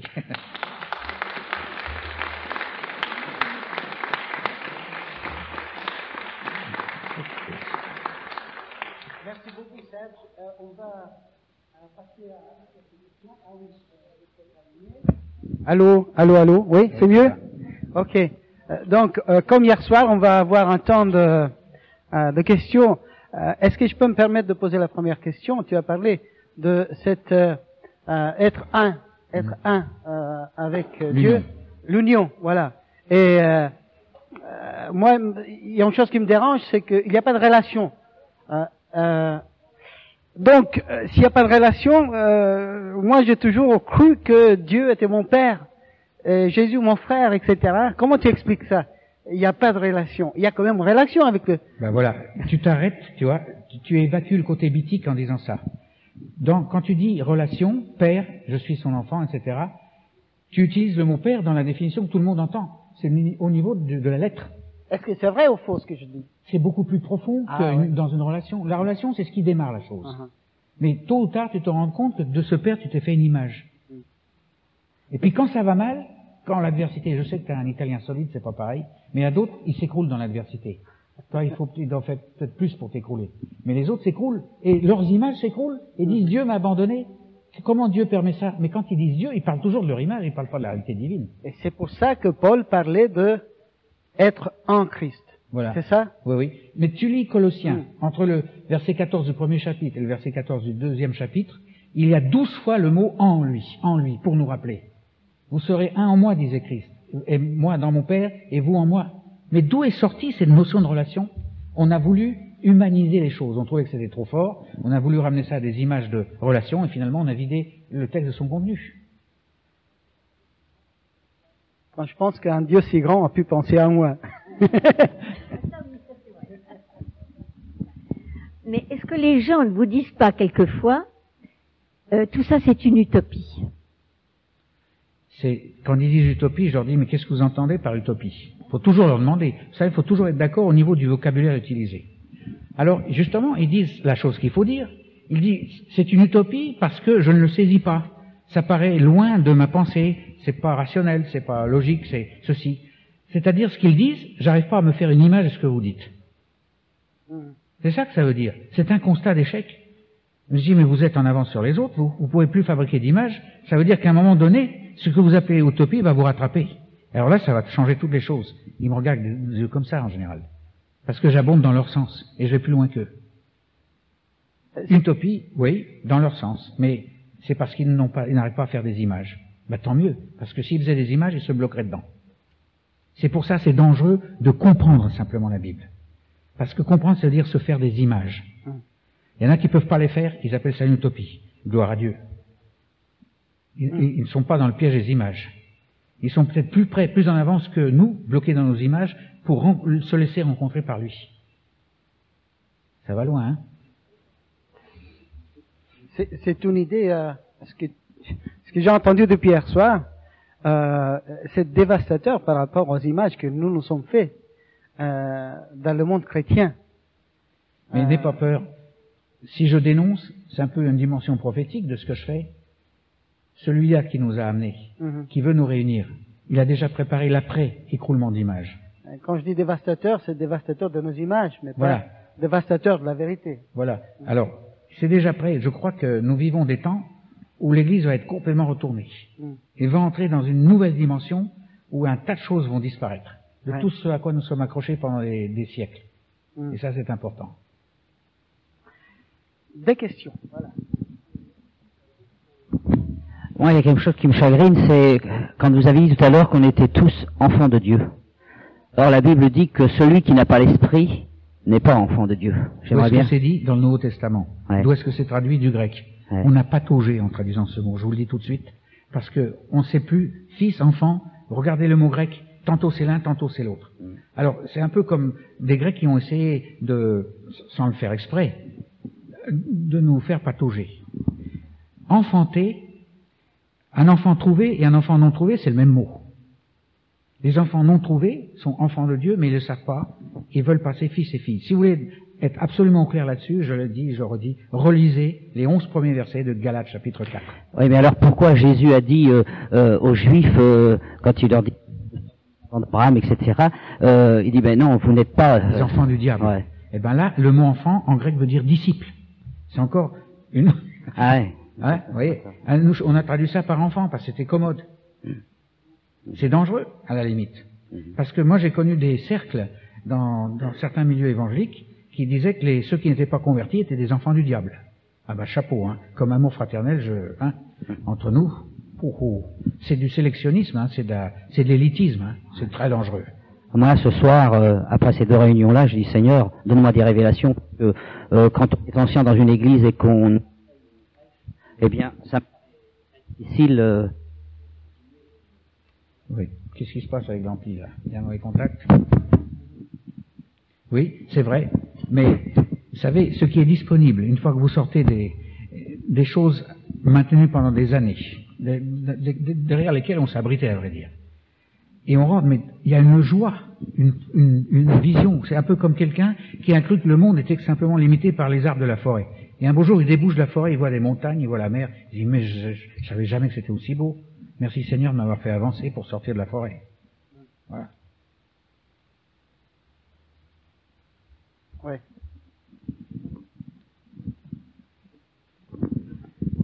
Serge, comment est-ce que je sais que Jésus vit en moi? Ah, très bien. N'essaye pas de le sentir, parce qu'il y a des jours où tu ne le sentiras rien du tout. Pas de le sentir, de le savoir. De le savoir. Mais qu'est-ce que c'est que ce savoir? Intellectuel?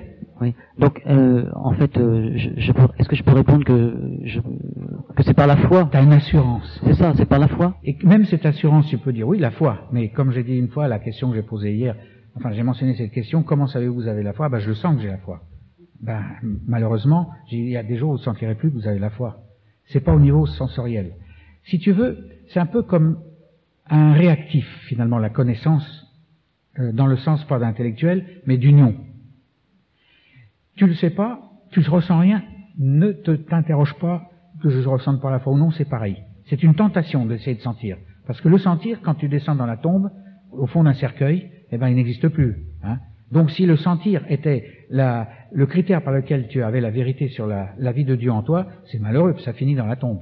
Donc tu te rends compte, c'est pas par là que tu connais. Comment connais-tu? Tu oublies par moment, et à un moment donné, tu traverses une épreuve, et tu regardes avec le recul, ou une circonstance de ta vie, et tu vois que comme les choses s'intègrent les unes dans les autres. C'est remarquable, mais c'est comme s'il y avait une main invisible qui avait rassemblé toutes les choses dans le sens de te faire sortir, de te faire grandir, etc. C'est comme un flash, tu le réalises d'un coup. C'est comme ça que tu sais que tu as la foi. C'est par moments, ce sont des flashs. Mais quand tu seras là-haut, tu le verras face à face, ce sera une vue permanente, mais pas une vue humaine ou intellectuelle. Tout à fait. Vous voyez, vous me verrez, c'est autre chose. Est-ce qu'on peut dire que le sentiment? Le sentiment, c'est pareil. Le sentiment? Le sentir ment. C'est ça que tu dis?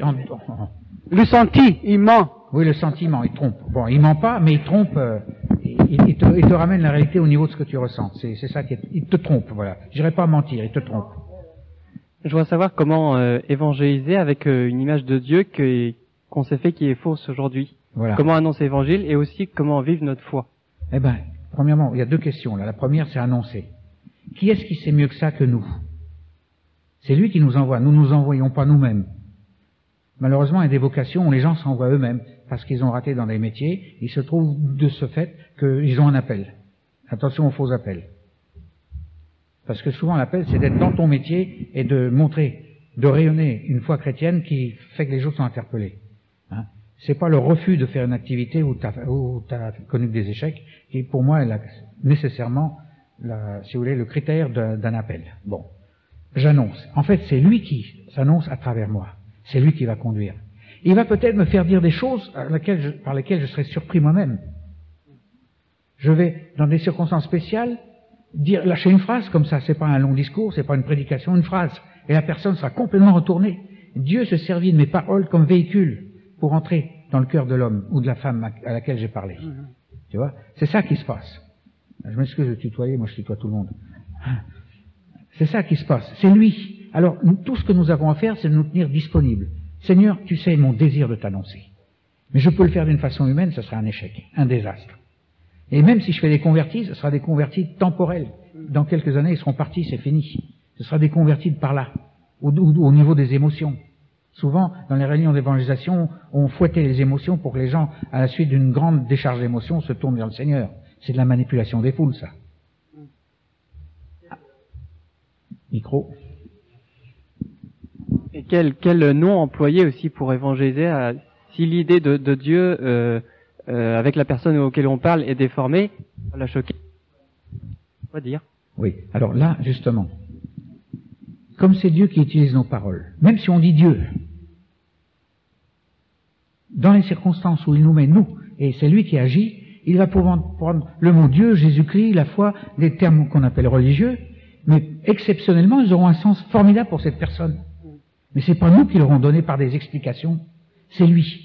Parce qu'il s'est servi de ses paroles pour véhiculer ce qu'il a pour cette personne. C'est ça l'important. Ce qu'il a, on ne peut pas le discerner, on ne peut pas le toucher. Mais les paroles servent de véhicule. À d'autres moments, pour des discussions, on parle de Dieu Jésus-Christ, ça peut faire l'effet complètement inverse. Les mêmes paroles. Ça veut dire que, au niveau des paroles, aussi, avant que je commence ma journée, Seigneur, peut-être que je vais parler de toi. Dirige complètement ma conversation. Je me rends complètement disponible. J'ai aucun préjugé. J'ai rien de prêt. C'est toi qui vas parler à travers moi. Et même si j'ai quelque chose, un discours à faire, une étude, par exemple, dans un groupe de gens qui cherchent le Seigneur, si j'écris quelque chose que je vais lire, Seigneur, que tu prennes ces paroles. Elles sont humaines, ces paroles, mais toi, tu peux t'en servir comme véhicule pour apporter l'écho de la vérité dans le cœur de ces gens. Toi seul, tu peux le faire. Je me soumets à toi. On sera surpris du résultat. Merci. Ma question tourne sur cette idée selon laquelle ce qui est a déjà été et ce qui sera l'a aussi été. Comment faire la connexion avec la croyance à la réincarnation? Ah, la réincarnation. Bon, la réincarnation est une nostalgie d'une vie qu'on n'a pas eue, qu'on voudrait avoir. On pense qu'on a... Ce sont des suppositions humaines. Ce qui est Pour essayer de saisir ça, je vais donner un exemple très simple. Suppose que dans tes ancêtres, tiens, je tutoie encore, enfin ça fait rien, mais excuse-moi. Ça va, c'est bon, c'est bon. Dans tes ancêtres, il y a eu vraiment un gars formidable, bienfaiteur, très riche. Il a pensé aux générations qui allaient suivre, et entre autres, mettons la 3e génération ou la 4e, il va apparaître peut-être un garçon, et puis je voudrais qu'il soit à l'aise matériellement. Il ouvre un compte bancaire et il met des millions là-dessus. Que ce soit des euros ou autre chose, peu importe. Il met des millions. Et puis il meurt. Alors il a quand même laissé un testament en écrit. Alors, un jour, quelqu'un trouve ça et dit, mais t'es mentionné là-dedans ce testament. Alors lis. Tu es bien de cette génération-là? Oui. Regarde, t'as une richesse. Alors, t'as la faculté ou de croire ou de dire c'est là. Mais suppose que tu le crois. Tu vas à la banque. Et même, la banque a préparé pour toi déjà même un carnet de chèques. Extraordinaire, les banques. Elles sont pas comme ça, mais ça fait rien. Tu prends un crayon, tu signes un chèque, mettons de 1000 euros. On te donne 1000 euros. Tu t'en vas, tu les dépenses, et je vais essayer 10 000 euros, c'est pareil, ça vient. 100 000 euros, ça vient.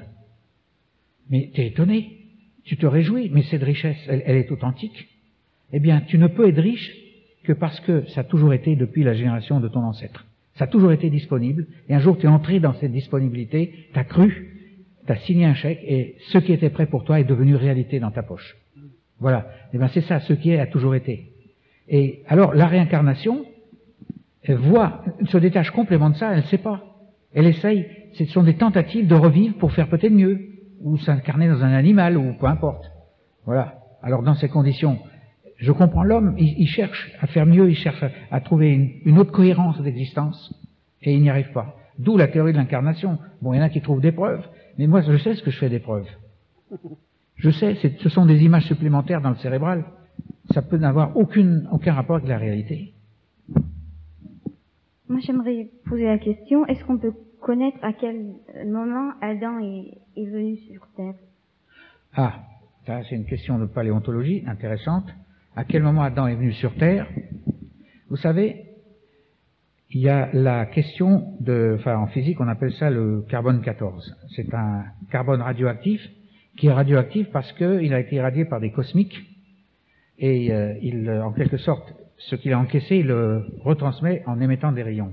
Gamma, bêta, enfin, on peut les détecter, et suivant leur intensité, c'est tout un calcul, je vous fais grâce des détails, on peut remonter jusqu'au temps.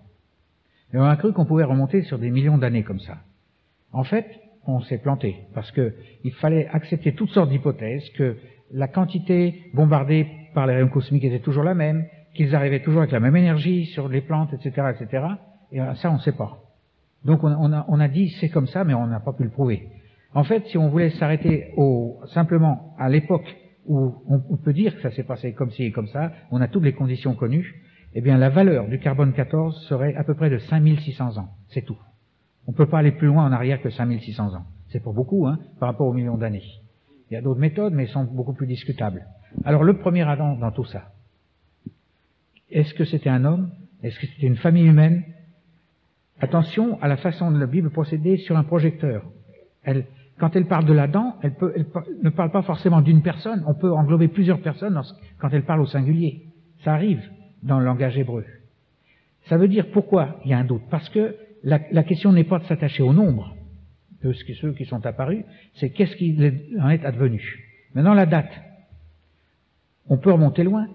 Bon, vous savez ce que fait la théorie de l'évolution, les ressemblances avec les anthropopithèques et tout le reste, à quel point maintenant on sait que c'est discontinu, mais ce qui s'est passé, c'est la chose suivante. Et là, je vous dis quelque chose qui est très clair dans la tradition écrite des écoles rabbiniques qu'on appelle le Midrash Rabbah, c'est-à-dire tradition des rabbins. Et c'est écrit depuis des milliers d'années. Ils ont dit ceci. Au début, l'être humain était quelqu'un d'équilibré, et puis, il y a eu cette révélation de sa vulnérabilité, les choses ont commencé à se décomposer. Et après, il y a eu l'homme a perdu la communion avec Dieu, il n'en avait pas une, c'était une communion distante, il n'était pas l'être qu'on est en Christ, là c'est une communion authentique, il n'avait qu'un vague souvenir d'écho, de Dieu lui parlant, etc. Mais tout ça a disparu, et ils ont commencé à se déchaîner dans la corruption, etc. Alors la corruption a eu un effet sur leur corps. Avant la corruption, l'être humain disparaissait dans la terre, il n'en restait rien, même pas de la poussière, on ne pouvait rien trouver. Et avec la corruption est arrivée qu'une décomposition totale, mais qui n'affectait qu'une partie du corps humain. Les os restaient, par exemple, les téguments, des choses comme ça. Et alors, on a cru remonter dans le passé en examinant ça. Seulement, il y a tout le premier, si vous voulez, peut-être quelques générations, où tout a disparu. Donc, on ne pourra jamais remonter à l'origine. Il n'en reste aucune trace des premières générations. Et ça, ils le disent en toutes lettres. Ce qui fait qu'on ne peut juger, enfin mesurer, que d'après les ossements que l'on trouve, on peut faire des mesures de carbone 14, etc. Mais en fait, on ne peut pas remonter à la première génération, donc ça sera pas, on ne connaîtra jamais la réponse de ce côté-là. Ce ne sera que des suppositions.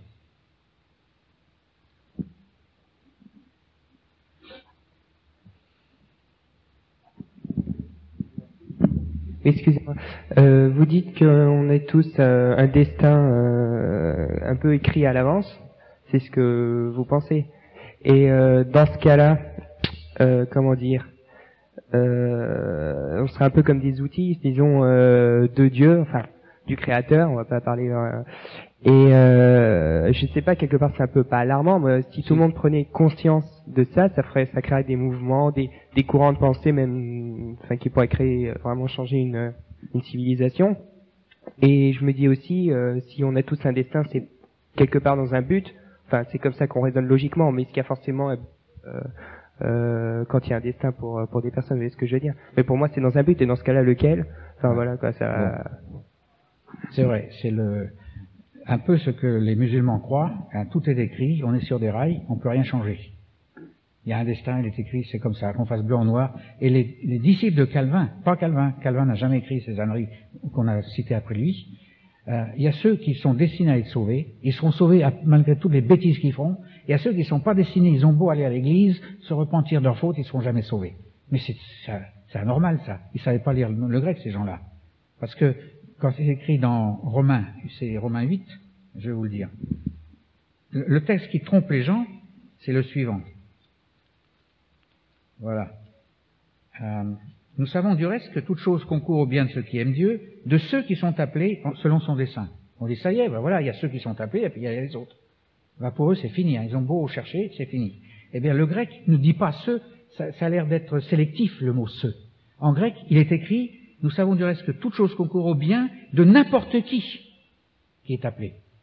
Et Dieu dit, enfin à travers ses écrits plus loin dans les Épîtres, Dieu veut que tous les hommes soient sauvés. L'appel est pour tous les êtres humains. Chacun à sa façon, suivant sa voie. Bon, maintenant, est-ce que pour autant, ça veut dire que notre vie, Dieu la connaît, donc elle se passera comme ça et pas autrement. Là encore, on ramène Dieu à une espèce d'ordinateur, il a un logiciel pour toi, et ça y est, ta vie est définie, tu as beau faire ce que tu veux, ça ira comme ça. C'est pas vrai. Là encore, on ramène Dieu au niveau d'une image. On a cette notion de liberté, de faire, de choisir, etc. Bon. Alors, on a cette impression, on sait déjà par la nouvelle physique et toutes les mesures qui ont été faites qu'on est aussi conditionné par tout l'univers dans notre façon de penser, de réfléchir, tout ça. Et alors, je vais te donner un exemple. Mais si tu étais une fille, je serais plus à l'aise. Tu sais pourquoi? Parce que tu serais mère. Et souvent les mères, il y a des mères qui connaissent leurs enfants vraiment à la perfection. Elles savent que, par exemple, quand ils vont grandir, ils vont un peu promener l'autorité des parents, faire ce qu'ils veulent, et puis elles pensent réunir la famille au niveau de grandes fêtes, et elle sait déjà qu'un tel, celui-là, là, et celui-là reviendra à tous les coups, celui-là aussi, mais celui-là, il reviendra pas. Il viendra pas à la fête de famille. Est-ce que tu peux dire qu'elle, en pensant ça, elle a conditionné ce fils à ne pas revenir? Non. Eh ben, c'est ça. Dieu sait tout ce qui va se passer, mais il ne nous a pas conditionnés pour autant. T'as compris? Voilà. Donc c'est parce que Dieu est éternel, il voit du début jusqu'à la fin, mais ça ne veut pas dire qu'il a choisi. Il sait le choix qu'on va faire. Oui, mais il a choisi, l'Ecclésiaste le dit, et c'est pour ça qu'il nous poursuit. Même si nous, on s'en fiche complètement, il nous poursuit, et souvent il nous rattrape au dernier moment à la mort physique. C'est pas croyable le nombre de bastions, de bonnes raisons pour pas croire, qui s'écroulent à la mort. C'est un grand décapant. Et chez nous, les Russes, on célèbre presque la mort. On est triste. Mais on célèbre, on dit merci Seigneur parce qu'il y a la mort, elle va démonter dans cet être humain tout ce qu'il a mis contre toi, entre toi et lui, pour ne pas croire. Et on ne sait pas ce qui se passe dans les dernières secondes, aux fractions de secondes de l'existence. C'est extraordinaire. Donc la question, c'est un petit peu au niveau de la prédestination. Voilà. Donc, oui, c'est ça. La doctrine de la prédestination a été montée de toutes pièces par les disciples de Calvin, Je rappelle que Calvin n'a jamais parlé de la prédestination comme ses disciples en parlent. J'ai lu ses œuvres, il n'y a pas une trace de ça. C'est que les disciples, ils déforment tout. Donc, dans ce passage où il est écrit que nous sommes prédestinés à vivre, donc c'est ceux qui croient sont prédestinés à vivre les choses. Non, c'est pas comme ça. Ah. Tout être humain est préparé. Prédestiné, j'aurais préféré le mot préparé. Préparés. Nous sommes préparés pour cette rencontre, parce que Dieu finit toujours par nous rattraper. Il n'a négligé personne, il n'a mis personne à l'écart. Il finit par nous rattraper. Comment, dans quelles conditions, à quel moment, on n'en sait rien. Mais nous sommes préparés pour ça. Et parce que nous sommes prêts pour ça, il a déjà préparé l'après de tout ça. Ça se trouve, ce sera uniquement dans l'éternité l'après, parce que ça se passe au moment de la mort. Mais d'autres vont connaître l'après dans le peu de temps qu'il leur reste à vivre. Mais il a tout préparé. C'est extraordinaire. La pagaille que les hommes ont fichue avec leurs interprétations, c'est pas croyable. Ils se croyaient les meilleurs. Ils disaient, les autres, tant pis pour vous. Hein. Moi, j'ai été choisi et pas vous. Tout à fait. Il y en a d'autres aussi. Ah oui, il y a une main levée par là. Bonsoir. Bonsoir. Vous nous mettez, ou tu nous mets en... je nous appelle à nous méfier de ce qu'on sent ou des images que l'on a. Alors moi j'ai envie de faire un plaidoyer pour les images. Vas-y. Et pour les belles images. Oui. Et même si depuis que je suis venu sur Terre, beaucoup d'images ont été déformées, bien entendu, mais je crois que le travail, une fois qu'on est converti, beaucoup de choses sont rectifiées en nous et nos jugements sont redressés sur beaucoup de situations où lorsqu'on pense au mot père par exemple ou au mot amour ou des choses comme ça, bien entendu, pour un enfant qui a été battu, le mot amour ne va pas avoir la même connotation, ne va pas faire appel au même ressenti qu'à quelqu'un qui a été entouré, mais pourtant je ne vois pas comment on peut vivre sans ça, et en tout cas je n'ai pas envie de vivre sans les images et sans les... Tout à fait, il a tout à fait raison.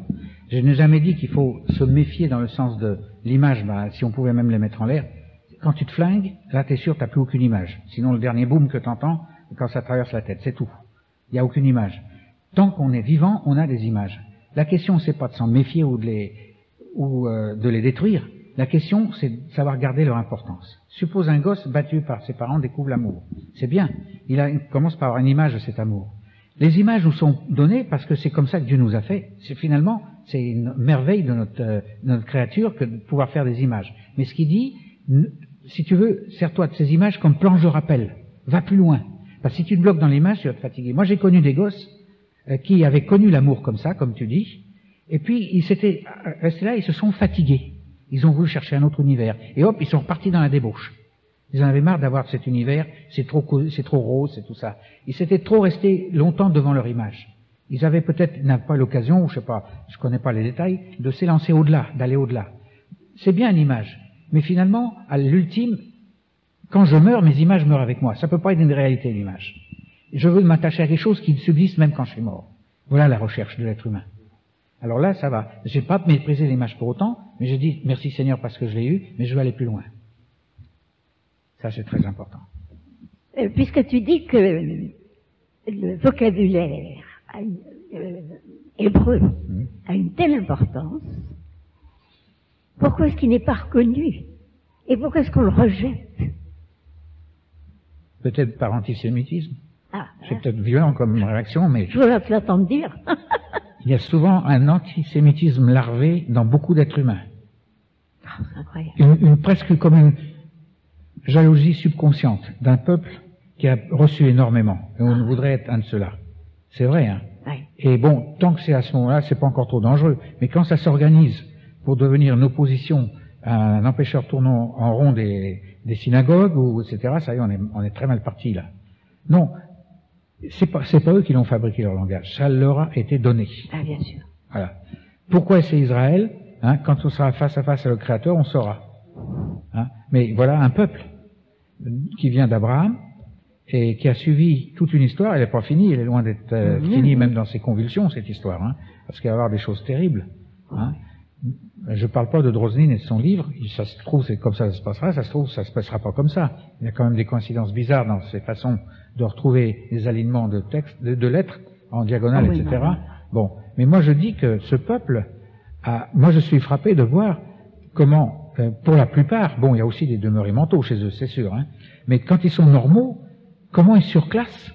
Ils ne savent même pas, mais qu'est-ce qui fait qu'ils surclassent les autres? Alors, ça crée de la jalousie, ça. Et même une envie de supprimer ces gens qui sont plus sains. C'est comme ça qu'est né l'antisémitisme actif. De larvé, il est devenu actif.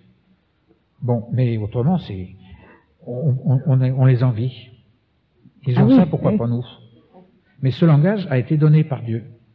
C'est remarquable, et dans les écoles rabbiniques qui se connaissaient pas d'une école à l'autre, ils arrivaient dans une même recherche, aux mêmes conclusions, sans se donner le mot.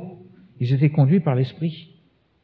Mais le peuple de Dieu, des chrétiens, entre autres, peut connaître cela s'il s'attachait vraiment à ne pas tellement à la lettre, mais à l'esprit. On va trouver des gens qui trouvent, non pas une interprétation, mais un écho de la vérité, semblable à quelqu'un d'autre qui n'a rien à voir avec leur civilisation, qui a fait la même attente, la même recherche, dans le sens pas d'intellectuel, surtout l'intellect sert au service de ça, mais la priorité était la recherche du Seigneur. Et peut arriver aux mêmes conclusions, ça s'est vu déjà. Ce serait l'opposé des différences d'interprétation auxquelles on assiste de nos jours. Mais les Juifs, qui pourtant ne croient pas en Jésus-Christ... C'est pas leur temps encore. Non, ça c'est bien. Oh pardon, ils ont quand même une notion de la réalité, comme tu l'entends, que nous n'avons pas. Absolument. Bah oui. Ça m'a beaucoup frappé. Oui. Moi, j'ai discuté souvent avec eux, c'est remarquable. Même souvent, le mieux, c'est de discuter avec des physiciens de la nouvelle physique et qui sont juifs. Ah, c'est remarquable. Et de la même façon, avec on trouve maintenant des Chinois, pas communistes, hein, qui sont très imprégnés de taoïsme. Au niveau de la vue de l'univers, c'est remarquable. Et c'est le moment de leur parler justement de ce principe suprême qu'ils appellent principe, et qu'il a un nom, c'est un principe de vie.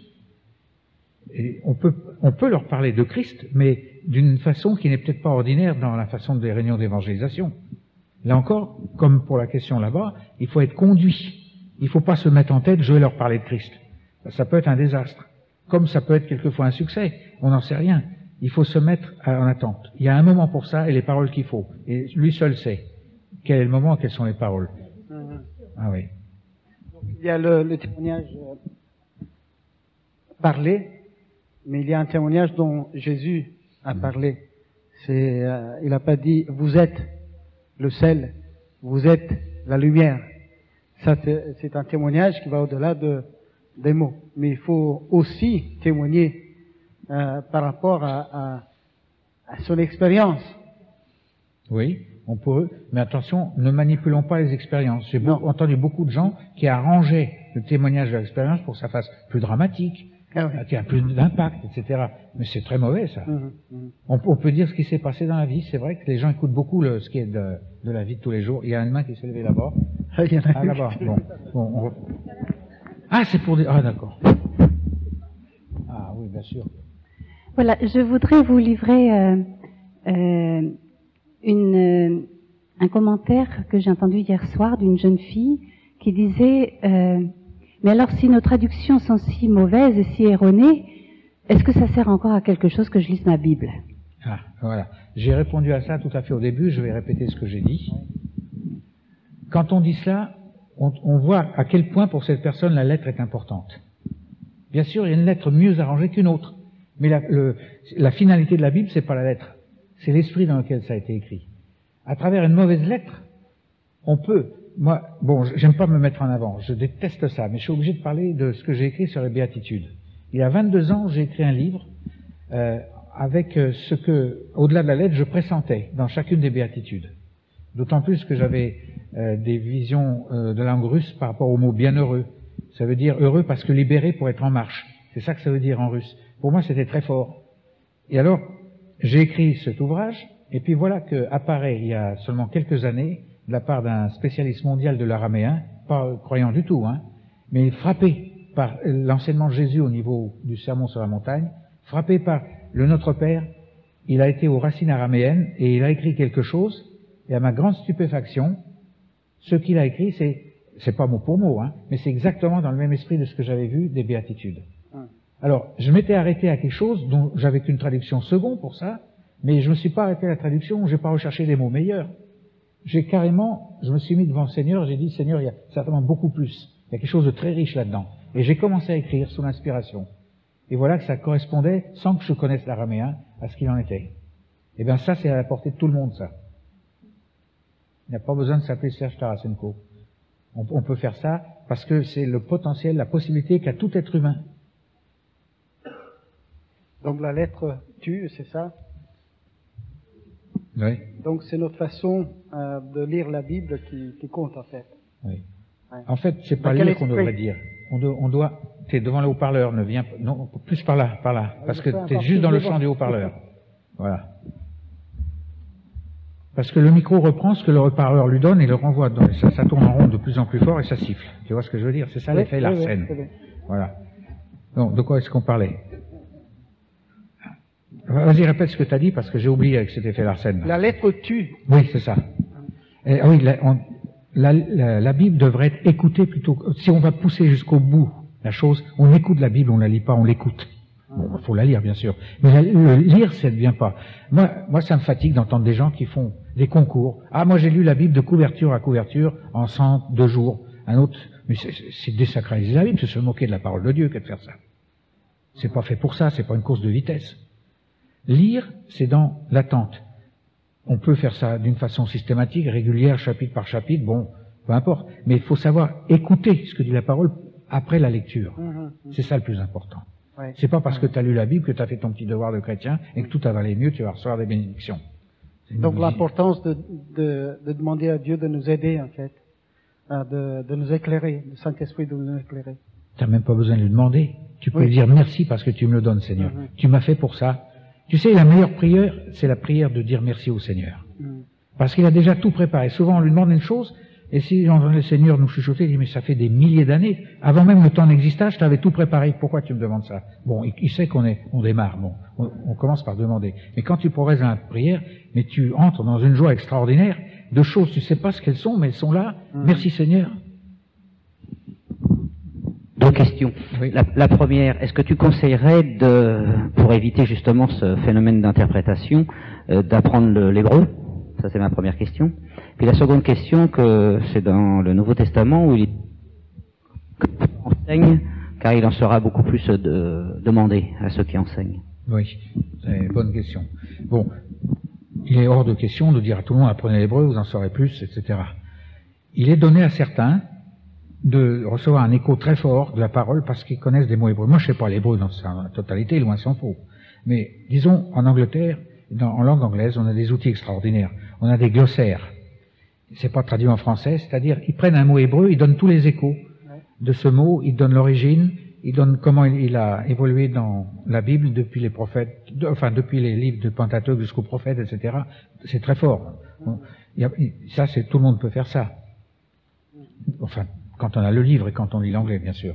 Mais ce que je veux dire, c'est que, finalement, pourquoi on fait ça? Pour percevoir plus. Et ce que je dis, moi, je le répète au niveau, j'ai parlé des béatitudes, j'ai parlé de ceci et de cela, le fin fond, hein, on revient au mythe. L'abstrait de la Bible, c'est beaucoup plus qu'une idée abstraite au niveau intellectuel, il y a un réel derrière. On est fait pour ça. On est fait, toutes les forces de rappel, le deuxième iode, c'est en nous, Dieu nous rappelle vers le message lui-même au-delà de la lettre.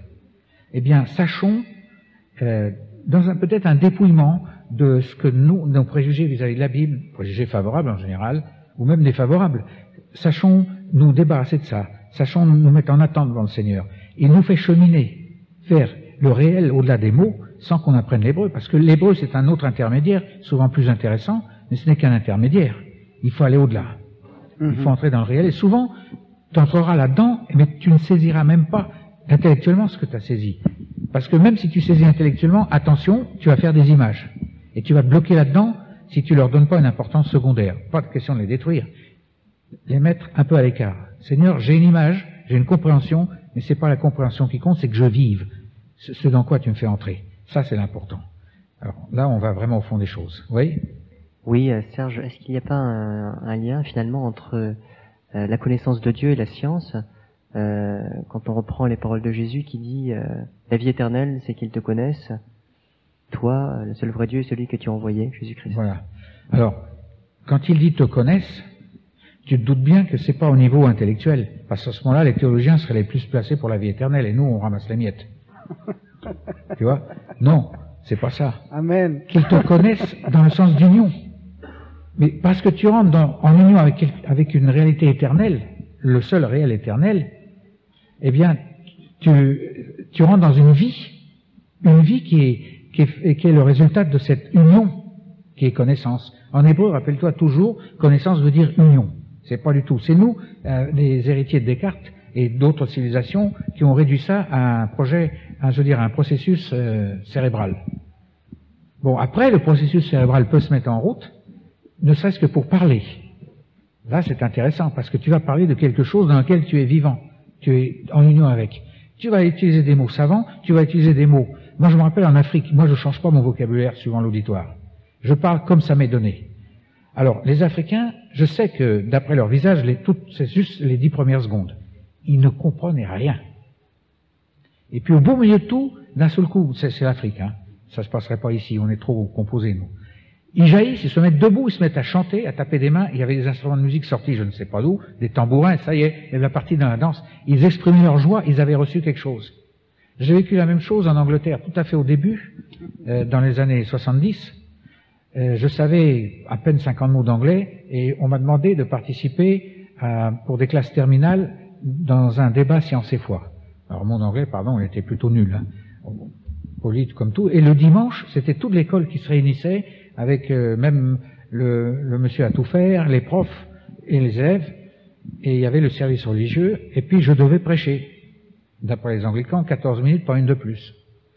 Alors, j'ai parlé, j'avais bien préparé mon texte, etc. J'ai lu péniblement, avec un accent russe très fort, etc. Bon, les Anglais très polis, ils sont toujours comme ça, hein. Il y en a qui disent c'est hypocrite, bon. Il veut être gentil. Et oh, comme c'est bien, merci, etc. À ce moment-là est arrivée la femme de l'homme à tout faire, son épouse. Elle avait un grand sourire, elle me dit, avec le sourire, monsieur, vous savez, je n'ai strictement rien compris de ce que vous avez dit, mais pas même un seul mot. Ah, je dis, puis vous avez l'air d'être toute contente. Ah oui, il dit, parce que j'ai pas perdu mon temps. Écouter l'orateur, c'était perdre son temps. C'est vrai quand on comprend rien. Le Seigneur m'a parlé. Ah bon, et qu'est-ce qu'il vous a dit? À ma grande stupéfaction, en l'espace de 3 minutes, il a fait le résumé de tout ce que j'avais dit. D'où est-ce qu'il avait reçu? Vous voyez? Donc il n'y a pas besoin de choisir des mots, etc. Quand nos paroles véhiculent quelque chose du Seigneur, ça rentre droit dans la personne, et si on lui demande des comptes, elle ressort ça. Elle dit, voilà ce que j'ai reçu. C'est ça la vraie communication. Entre parenthèses, je ne sais pas s'il y a des enseignants ici, des instituteurs ou autres, je vous dirais une chose, on va vers une forme d'enseignement révolutionnaire. Parce qu'on constate que tout ce qui est à savoir, ça ne se transmet pas d'un prof à un élève. Tout être humain contient en lui tout ce qu'il y a à savoir. Le problème donc de la communication, c'est de le déterrer, de le faire arriver à la surface de son conscient. Alors il va falloir savoir parler pour que ces choses arrivent. Moi je me rappelle avoir essayé cette méthode avec des fils de pasteurs, des fils de militaires. Les parents voyageaient tellement souvent, ils suivaient 1 an, 2 ans en école, ils changeaient, complètement paumés, en physique et en maths. Eh bien, au lieu d'enseigner ça, j'ai fait la méthode de résonance. Je leur donnais des textes et je provoquais des réactions. Souvent, il n'y en avait pas, et à un moment donné, hop, une réaction très vive. J'étais entré sur une bonne longueur d'onde. Et j'analysais pourquoi ils avaient compris, et sur cette longueur d'onde, j'enseignais les maths. Eh bien, cette longueur d'onde montrait que d'un seul coup, j'étais entré dans ce conscient chez eux qu'ils savaient quelque chose. Et c'est ça que j'ai débroussaillé. Eh ben, ils savaient très bien après, avec très peu d'enseignement. Donc c'est pas le passage massif d'une connaissance d'un cerveau à un autre. L'enseignement, c'est de faire surgir au niveau de la surface du conscient ce qui est dans tout être humain. Et ben ça prend appui sur ce qui est dans la parole. Le Christ en nous, c'est ça. C'est déjà en nous, ça n'arrive pas dans l'enseignement. Et les paroles qu'on entend souvent sont des éléments lorsqu'ils sont porteurs de l'Esprit de Dieu. Ces paroles font surgir en nous ce qui était déjà en nous. Et on n'était pas au courant. On vit des temps extraordinaires, ça change. Hein. Bien, j'aimerais saluer l'énergie. Il se fatigue pas et il pourrait continuer pendant des heures et des heures. Merci beaucoup et merci pour